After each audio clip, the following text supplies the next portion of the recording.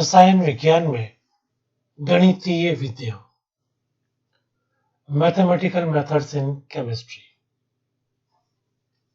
इस सीरीज का ये हमारा पहला वीडियो है। रसायन विज्ञान में हम जब काफी प्रयोग करते हैं, कई बार जब हम समीकरणों की व्युत्पत्ति करते हैं, तो भिन्न भिन्न प्रकार की गणितीय विधियों को काम में लेते हैं।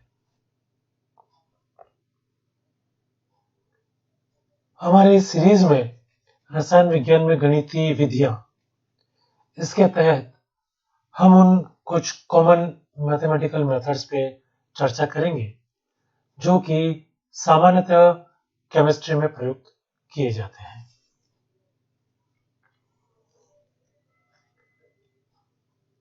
Least square method applied to linear equations, लघुत्तम वर्ग विधि, रेखीय समीकरणों के लिए अनुप्रयोग। जब कभी भी कोई परिणाम लिखा जाता है तो उसका अंतिम अंक यानी कि लास्ट डिजिट कुछ हद तक अविश्वसनीय अनरिलायबल होता है, अर्थात उस संख्या का अंतिम अंक सार्थक अंक नहीं होता है। हम अपने प्रैक्टिस करते समय या अन्य कोई भी परिणाम लिखते समय जो दशमलव के बाद में अंतिम अंक लिखते हैं, वह अमूमन अनरिलायबल होता है, या यूं कहें कि सार्थक नहीं होता है। अब जो अंतिम अंक है किस हद तक विश्वसनीय है, रिलायबल है, या वो कब तक अविश्वसनीय अनरिलायबल है, ये सब ज्ञात करने के लिए कई ऑब्जर्वेशंस लिए गए और रसायनज्ञों को सही मान प्राप्त करने में काफी हद तक सफलताएं भी मिली। इस हेतु किसी भी माप को कई बार मापा जाता है और यूं माने कि कई बार मापने के बाद भी अगर अंतिम अंक वही आता है तो ये कह सकते हैं कि अंतिम अंक की विश्वसनीयता है। फिर जो इस तरह से जो मापा जाता है, उस माप के परिमाण एवं मान की जो फ्रीक्वेंसी है, बारंबारता आवृत्ति, उसके बीच में एक आलेख खींच लेते हैं और ये जो ग्राफ बनता है इसे हम नॉर्मल डिस्ट्रीब्यूशन कर्व कहते हैं। तो किया क्या जाता है कि ऐसा कोई भी माप जिसके कि अंतिम अंक की विश्वसनीयता या अविश्वसनीयता ज्ञात करनी हो, तो उसको हम कई बार माप लेते हैं। फिर जो कई बार मापा गया है, तो जो माप आया और जो मान आ रहा है उसकी जो फ्रीक्वेंसी है, उनके बीच में एक ग्राफ ड्रॉ कर लेते हैं और इस ग्राफ को कहते हैं नॉर्मल डिस्ट्रीब्यूशन कर्व। यह ग्राफ कुछ इस प्रकार से होता है, जहां x अक्ष पर माप का परिमाण है, जबकि y अक्ष पर प्रेक्षण की बारंबारता है। अब इस चित्र में जो आप दो ग्राफ देख रहे हैं, एक डॉटेड लाइन वाला और एक गहरी लाइन वाला, तो ये जो दोनों कर्व है, उनमें जो कर्व का उच्चतम बिंदु है, जो हाईएस्ट पॉइंट है, जिसको कि एरो की सहायता से दर्शाया गया है, तो ये जो उच्चतम बिंदु है वह संख्या के अंतिम अंक का सबसे सही मान दर्शाता है। इस ग्राफ में जो मोटी लाइन से जो कर्व बनाया गया है वह अधिक परिशुद्ध मानों द्वारा प्राप्त होता है, क्योंकि इसमें जो माप का परिमाण है वो ज्यादा डिस्ट्रीब्यूटेड नहीं है। इस वितरण वक्र के मध्य भाग पर जो वक्रता है वो दोनों तरफ नीचे की ओर अग्रसर है। तो ये जो मोटी लाइन में जो कर्व आप देख रहे हैं, इसमें आप पाएंगे कि मध्य भाग में जो इसका जो कर्वेचर है वो दोनों तरफ से नीचे की तरफ अग्रसर है, और जबकि इसके जो दोनों किनारे हैं उसमें वक्रता ऊपर की ओर अग्रसर हो रही है। इस वक्र पर उस बिंदु का पता लगाया जाता है जहां पर वक्रता में परिवर्तन आता है, और यह नति परिवर्तन बिंदु पॉइंट ऑफ इन्फ्लेक्शन कहलाता है। तो जब ये कर्व हम ड्रॉ कर लेते हैं तो उसमें उस पॉइंट का हम पता करते हैं जहां पर कि कर्वेचर में वक्रता में परिवर्तन आ रहा हो, चेंज हो रहा हो, तो उस पॉइंट को कहेंगे पॉइंट ऑफ इन्फ्लेक्शन या नति परिवर्तन बिंदु। और ये नति परिवर्तन बिंदु वह बिंदु है जहां पर ढाल में, ढाल यानी स्लोप में परिवर्तन शून्य होता है। गणितीय रूप में इसे समीकरण 1 में दर्शाया गया है, जो आप स्क्रीन पर देख पा रहे होंगे कि जहां ढाल में परिवर्तन शून्य है उसे गणितीय रूप में किस तरह से दर्शाया गया है। अब ये जो समीकरण 1 है इसका हमने अवकलन डिफरेंशिएशन किया है, तो dy by dx जो आएगा वो यहाँ लिखा हुआ है। क्योंकि c एक स्थिरांक है तो वैसा का वैसा है। उसके बाद में e की पावर जो है उसको लिखा गया है, और फिर जो e की पावर है उसका जब अवकलन किया गया वह लिखा गया है। तो उससे कुल जो मान आएगा dy by dx वह समीकरण 2 में प्रदर्शित किया गया है। समीकरण 2 में जो dy dx का मान प्राप्त हुआ है उसका सेकंड डिफरेंशिएशन करें या द्वितीय अवकलन करें तो हो जाएगा d2y अपॉन dx2। जब यह अवकलन किया गया है तो उससे जो प्राप्त हुआ वह उसे समीकरण 3 में दर्शाया गया है। तो जो कर्व हमें प्राप्त होता है उस पर हम नति परिवर्तन बिंदु ज्ञात कर लेते हैं, और नति परिवर्तन बिंदु कौन सा होगा जिस पर कि ढाल में परिवर्तन शून्य हो, जिसमें स्लोप में कोई चेंज ना हो रहा है, और उसे गणितीय रूप में समीकरण 1 की तरह लिखा जाता है। और इस समीकरण 1 को जब 2 बार अवकलन करेंगे तो हमें यह समीकरण 3 प्राप्त होगा। और जो समीकरण 3 में हमने जो d2y अपॉन dx2 निकाला यह बताता है स्लोप को, यानी कि ढाल को। और चूंकि जो हम बात कर रहे थे कि नति परिवर्तन पर ढाल जो है स्लोप है वो शून्य होता है, तो जो समीकरण 3 में जो मान हमारे पास आया था पुनः एक बार देखते हैं कि समीकरण 3 में जो d2y अपॉन dx2 का जो मान आया था उसको यहाँ हमने शून्य के तुल्य कर दिया है, जो कि समीकरण 4 में दर्शाया गया है। अब इस समीकरण को शून्य होने के लिए x के केवल 2 ही मान संभव हो सकते हैं, वे है x इक्वल्स टू इन्फानाइट और x equals to minus infinite.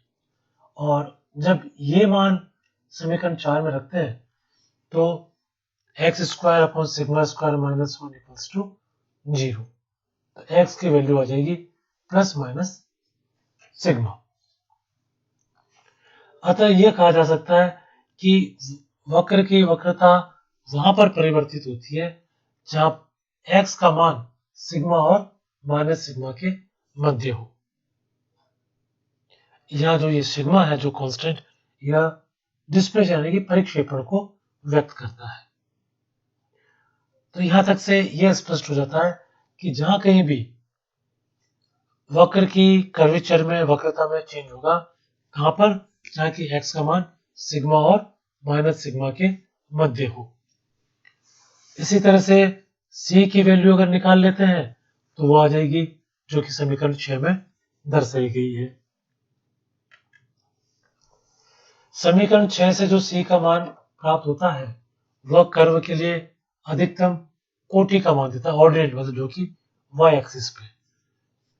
और जब x 0 होगा तो c जो है हमेशा सिग्मा के रेसिप्रोकल होगा, व्युत्क्रमानुपाती होगा, कि जो जो सिग्मा बढ़ेगा तो c की मान कम होगा। सिग्मा जो है किसी भी वक्र के नति परिवर्तन बिंदु को इंगित करता है। यह देखा गया कि सिग्मा का मान अधिक या कम होने पर वक्र की आकृति में परिवर्तन आता है। और जो पहले हमने ग्राफ डिस्कस किया था उसमें जो दो वक्र प्राप्त होते हैं उनके समीकरण क्या होगा वो हमें समीकरण संख्या 7 में दर्शाया गया है। वक्र 1 सिग्मा के अधिक मान होने पर तथा वक्र 2 सिग्मा के कम मान होने पर प्राप्त होता है। एक बार हम पुनः रिकैप के लिए उस ग्राफ को फिर देख लेते हैं कि जो सिग्मा 1 और सिग्मा 2 दोनों बता रखा है। जो बाहर वाला जो डॉटेड लाइन वाला ग्राफ है वो सिग्मा 1 के लिए है और जो गहरी लाइन वाला जो ग्राफ है वो सिग्मा 2 के लिए दिया गया है। तो जो पहला वक्र था वो सिग्मा के अधिक मान होने पर था और जो दूसरा था वो सिग्मा के कम मान होने पर था।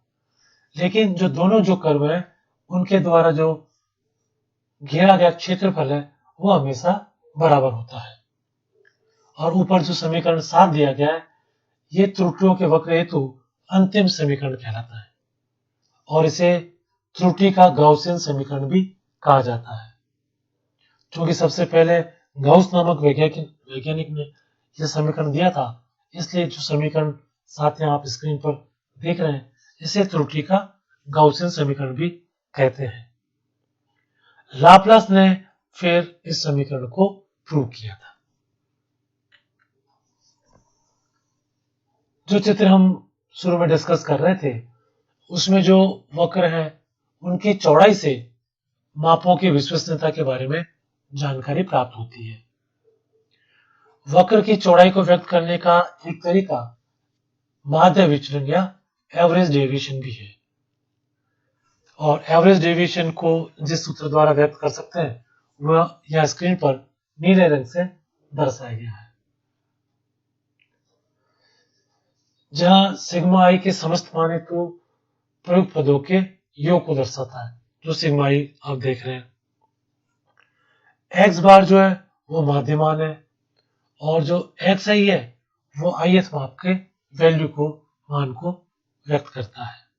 इसे एक उदाहरण से स्पष्ट करते हैं कि x के कुछ वैल्यूज आप उदाहरण 1 में देख पा रहे होंगे 10.20, 10.11, 10.31।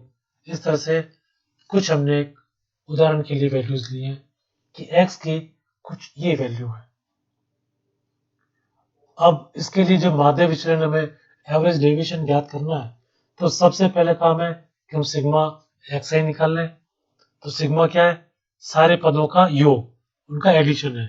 तो ये जितने पद दिए हुए थे एक्स के मान उन सबको हमने जोड़ लिया तो उसकी वैल्यू आ गई 71.83। n इक्वल्स टू 7 क्योंकि हमारे यहाँ 7 ऑब्जर्वेशन है। देखिए आप कि x के कुल अलग अलग 7 मान दिए हुए हैं तो हमारे लिए n की वैल्यू हो गई 7। अब x बार निकालना है तो x बार है सिग्मा एक्स आई अपॉन n। सिग्मा एक्स आई हमने निकाला था 71.83, n की वैल्यू 7 है तो x बार की वैल्यू आ गई 10.26। अब हमें ये जो x बार आया है और जो x आई है उन दोनों के अंतर जो है उनका समीशन यानी कि योग करना है। तो आप देखें कि x का पहला मान था 10.20। उदाहरण 1 में देखिए x का जो पहला मान है वह 10.20 जबकि x बार हमारा है 10.26। तो जब इसको माइनस करेंगे तो हमारे पास आया 0.06। फिर इसी तरह से सेकेंड वैल्यू के लिए निकाला हमने, थर्ड वैल्यू के लिए निकाला तो जितने ये मान आ गए 7 मान इनको हमने जोड़ लिया तो ये हमारे लिए सिग्मा की वैल्यू आ गई, सिग्मा एक्स बार माइनस एक्स आई। और हमें इसका मॉड्यूलस लेना यानी कि ऋणात्मक और धनात्मक साइन से इसमें कोई अर्थ नहीं रह जाएगा, हमें इसका सिर्फ मॉड्यूलस लेना है। तो एवरेज डेविएशन माध्य विचलन जो है वो 0.59/7 इक्वल्स टू 0.08 हो गया। तो हमारा जो रिजल्ट होगा उसे हम व्यक्त करेंगे 10.26 प्लस माइनस 0.08।